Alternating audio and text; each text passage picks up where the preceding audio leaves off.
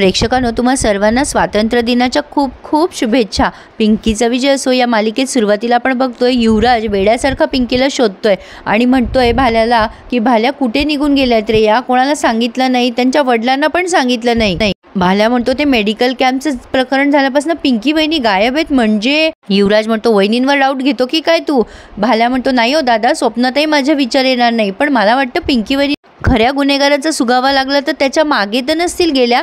युवराज म्हणतो मग त्यांच्या जीवाला धोका आहे, त्या मागे गेल्या असतील तर नक्की आपल्याला शोधावं लागेल, शोधलं पाहिजे। भाल्या चल लवकर आपण शोधूयात। बापूसाहेब त्यांनी केलेल्या कृत्याचा विचार करताय, म्हणजे त्यांनी पिंकीला मारलं या गोष्टीचा त्यांना खूप आनंद होतोय। तेवढ्यात तो उपसरपंच येतो आणि पिंकीचा व्हिडिओ दाखवतोय। पिंकीने सगळं कन्फेस केलंय ना त्यात की मीच तुम्हाला नकली औषधं दिली आहे, म्हणजे त्या पोलिसांनी तिचा व्हिडिओ काढून घेतला होता तो व्हिडिओ।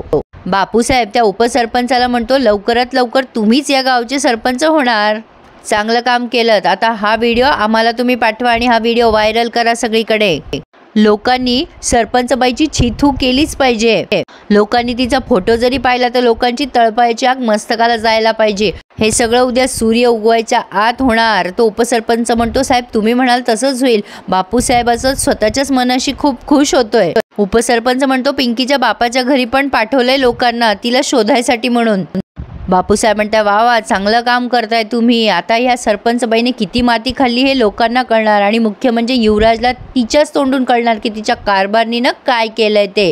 तर बापूसाहेबांनी त्या पिंकीच्या वडिलांच्या घरी लोक पाठवले। ते म्हणतात की तुम्ही काय करताय, माझ्या सामानाची नासधूस का करताय, तुम्ही पिंकीबाईला शोधायला आलाय ना, माझं सामान का खराब करताय? मग ते माणसं म्हणताय गावाची नासधूस करून गेली आहे तुझी पोरगी, कुठे लपून ठेवलाय सांग तिला। ते म्हणतात अहो मला माहीत नाही पिंकीबाई कुठे। आता त्या लोकांनी तिच्या वडिलांना धक्का दिलाय आणि निघून गेलेत आणि तुला सोडणार नाही आम्ही, तुझी पोरगी जर बाहेर आली नाही तर, अशी धमकी देऊन गेलेत। बिचारे तिचे वडील खूप टेन्शनमध्ये आहेत। ते म्हणतात की निरीताई आता कसं करायचं, माझ्या पिंकीबाईच्या आयुष्यातलं दुःख काही संपत नाही। पण निरी म्हणते पप्पा तिच्या आयुष्यातले संकट ती आपल्यावर टाकून जाते, त्याचं काय?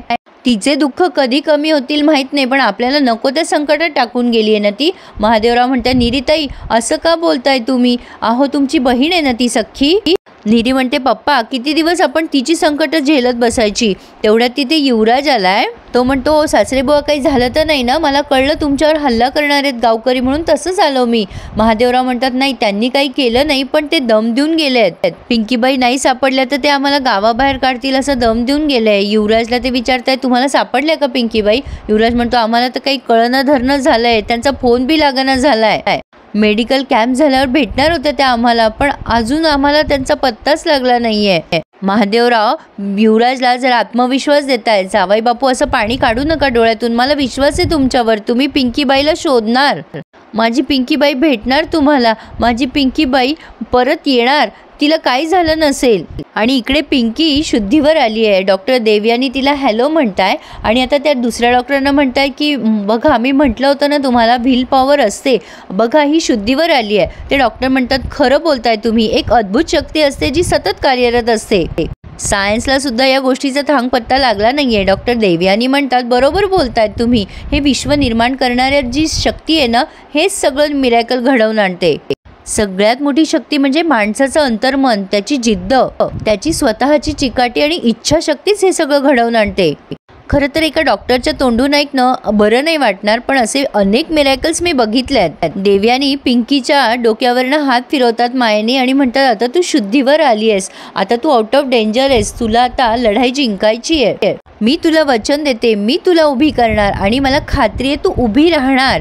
त्या पिंकीला एक वेगळाच आत्मविश्वास देतायत। पिंकी शुद्धीवर तर आली आहे, पण पिंकीमध्ये एवढी ताकद नाही आहे की ती उठून उभी राहू शकेल। इकडे छबीसुद्धा शुद्धीवर आली आहे। सुशीलाबाई डोक्यावरनं हात फिरवताय, ए बाळा कशी आहेस तू, बरी आहेस ना? छबी म्हणते मला उठून बसायचं आहे सिस्टर। आता तो पलंग वर करण्यात येतोय। धनंजय म्हणतो छबी घाबरवलंस की ग मला, काय झालं, बरं वाटतंय ना तुला? छबी आता उठते आणि म्हणते माझं बाळ सुरक्षित आहे ना डॉक्टर?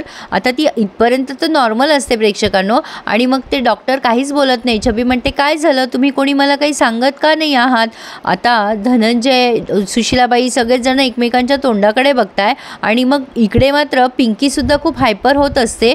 ते डॉक्टर तिच्याच जवळ असतात. पिंकी उठून खूप अशी आरडाओरडा करायला लागते आणि चेहऱ्याला हात लावते.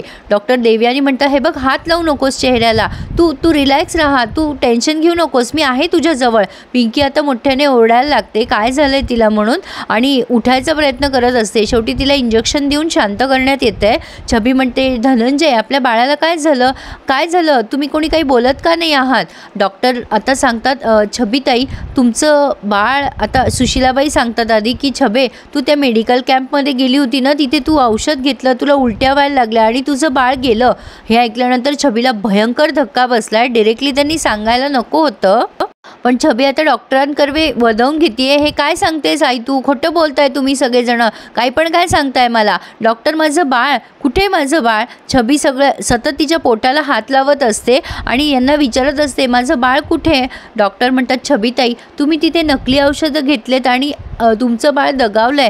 आम्ही खूप प्रयत्न केले तुमच्या बाळाला वाचवण्यासाठी, पण आम्हाला यश नाही आलं. आता हा धक्का छबीला काही पचण्यासारखा नाही आहे. खरं तर त्यांनी असं दाखवायला नको होतं. एकतर बिचारीला आधीच लेकरू बाळ होत नव्हतं आणि त्यातनं असो. आता इकडे पिंकी शांत झाल्यावर ते पिंकीचे डॉक्टर देवयानींना म्हणताय, डॉक्टर देवयानी, मी पेपरमध्ये अशी अंगकाठी असलेली मुलगी गायब आहे का असं जाहिरात दिली होती, पण त्याचा काही रिस्पॉन्स आला नाहीये. आता आपल्याला कसं कळणार ही मुलगी कोण आहे ते? डॉक्टर देवयानी म्हणतात, इट्स ओके डॉक्टर पाटकर, आपण होप्स लूज नको करूयात. मी शुद्धीवर आली ती की तिला विचारेल की ती कोण आहे. आधी मला तिचा फेस रिपेअर करू द्या, तो कन्स्ट्रक्ट करू द्या, मग आपण बघूयात. तिला एक आत्मविश्वास मिळेल तिचा चेहरा व्यवस्थित असला तर. म्हणजे आता ह्या डॉक्टर देवयानी पिंकीला प्लास्टिक सर्जरी करून एक वेगळंच रूप देणार आहे, जेणेकरून बापूसाहेबांना पिंकी ओळखू नाही आली पाहिजे. प्रेक्षकांनो, खरं तर यांनी छान ट्विस्ट घेतलाय मालिकेमध्ये. म्हणजे आपण अंदाज व्यक्त करूयात, जर पिंकी ओरिजिनल या सगळ्यांच्या समोर आली तर पिंकीच्या जीवाला पुन्हा धोका होऊच शकतो. त्यामुळे पिंकीचा चेहरा बदलल्यामुळे बापूसाहेबांचे काळे कारनामे आपोआप बाहेर येतील आणि खूप इंटरेस्टिंग पद्धतीने. मला तर खरं इंटरेस्ट येतो या मालिकेत. पण आता छबी वेड्यासारखं करायला लागते, आई बोलू नकोस, माझं बाळ झोपलंय. आता हे सगळं छबीचं अवतार बघून या सगळ्यांनाच खूप टेन्शन आलंय. बापूसाहेब तर आता रडायला लागतायत. बापूसाहेबांना जराही काही वाटलं नाही प्रेक्षकांनो पिंकीच्या बाबतीत असं करताना.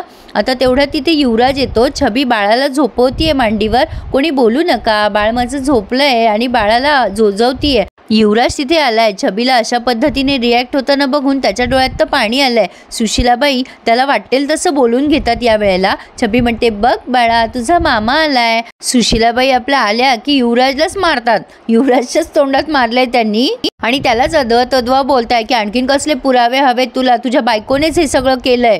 प्रेक्षकांनो, पण आपल्या कर्माची फळं ही आपल्यालाच भोगावी लागतात. ही उक्ती सुशीलाबाई आणि बापूसाहेबांवर अगदी परफेक्ट फिट होते. बापूसाहेबांनी दुसऱ्यासाठी म्हणजे पिंकीसाठी खड्डा खणला आणि त्यात त्यांची मुलगी जाऊन पडली. त्यामुळे त्यांचं अख्खं कुटुंब विखुरलं गेलंय आणि ही भनक अजूनही बापूसाहेबांना नाहीये. अजूनही मस्ती त्यांच्या अंगात कायम आहे. हा युवराज छबीजवळ जाऊन खूप रडायला लागतो आणि म्हणतो, ताईसाहेब, आमच्यामुळे हे सगळं झालं का हो? आम्ही तुम्हाला दवाखान्यात उशिरा आणलं ना. पण छबी मात्र तिच्याच तंद्रीत आहे. मामा रडतोय आपला, असं ती बाळाला सांगतीये. सुशीलाबाई मात्र इथेही तोंडसुख घेत आहे. इतके दिवस मी तुला ओरडून ओरडून सांगत होते त्या घाटवाडीच्या पोरीची नियत चांगली नाहीये, पण तुला आमच्यावर विश्वास नाहीये ना. मी सांगत होते तिला घराबाहेर काढा, तुला रक्ताच्या नात्यावर विश्वास नाहीये ना. माझा पोटचा पोरगा असून माझं ऐकत नव्हता तू. कोण कुठली पोरगी, तिचं ऐकत होता तू. रक्ताच्या नात्याचं काहीच नाही तुला. तुझ्या बहिणीकडे पाहून तुझं काळीच तुटत नाहीये का रे? पण प्रेक्षकांनो, कुठेतरी मला धनंजयच्या डोळ्यात पश्चाताप दिसतोय. त्याला कळतंय की हे सगळं बापूसाहेबांनी आणि सुशीलेनेच केलंय आणि आरोप मात्र पिंकीवर लावताय. बापूसाहेब म्हणताय, युवराज, तुझ्या बायकोनेच चांगलं नाही केलंय, तिने माझं कुटुंब उद्ध्वस्त केलंय. तिने जे काही केलंय ते पिंकीच्या तोंडूनच गाव ऐकणारे, माणुसकीला काळीमा फासणारी भयंकर कृत्य केलंय तिने. मी सोडणार नाही युवराज तुझ्या बायकोला. आता प्रेक्षकांनो, युवराजला ह्या सगळ्या गोष्टीची गांभीर्य कळतंय की हे सगळं खूप भयंकर प्रकरण झालंय, पण ह्या सगळ्या गोष्टीत तो अननोन आहे ना. आता इथे त्यांनी अरिवी पूर्ण केलाय. धनंजयला खूप पश्चाताप होतोय. तो बाहेर बसलेला असतो. बापूसाहेब येऊन पिंकीचा व्हिडिओ त्याला दाखवतो आणि म्हणतो, आता पिंकीच तिच्या तोंडून कबूल करणार की हा गुन्हा तिनेच केलाय. डॉल्बीला मात्र या गोष्टीवर विश्वास बसत नाहीये. आता सगळ्या गावात तो व्हिडिओ व्हायरल झालाय. आता बिचारा युवराज ह्या परिस्थितीमध्ये काय करेल, तो सुद्धा विश्वास ठेवेल का की पिंकी अशी आहे? पण मला नाही वाटत युवराज या गोष्टीवर कधी विश्वास ठेवेल, शक्यच नाही. इकडे पिंकी जागी झाली आहे, ती उठून उभं राहायचा प्रयत्न करते आणि त्या डॉक्टर तिला उभं करतात आणि म्हणतात काय झालं, कोण आहेस तू? आणि पिंकी सांगते की मी आडगावची सरपंच पिंकी धोंडे पाटील आहे. आता ह्या ज्या डॉक्टर देवयानी आहेत ना, त्या तिला नवीन रूप देतील प्रेक्षकांनो, जेणेकरून पिंकी या बापूसाहेबांचं सत्य सगळ्यांसमोर आणेल. प्रेक्षकांनो आता ह्या परिस्थितीत जर पिंकी समोर आली तर तिला जेलमध्ये टाकतील आणि तिच्यावर खोटा आळ लावतील. तर कदाचित ह्या डॉक्टर देवयानी म्हणूनच तिला नवीन चेहरा देतील, जेणेकरून पिंकी बापूसाहेबांचे कारनामे जगासमोर आणेल, तेही तिचा चेहरा लपवून. पण मला असं वाटतं हे त्यांनी इंटरेस्टिंग घेतलं आहे आणि नवीन पिंकी जुन्या पिंकीच्या भूमिकेला न्याय देते का हे बघणं इंटरेस्टिंग असणार आहे. पण माझा असा अंदाज आहे की थोडेच दिवस पिंकी बदलतील, कारण ही पिंकी सगळ्यांनाच आवडते, मला देखील खूप आवडते.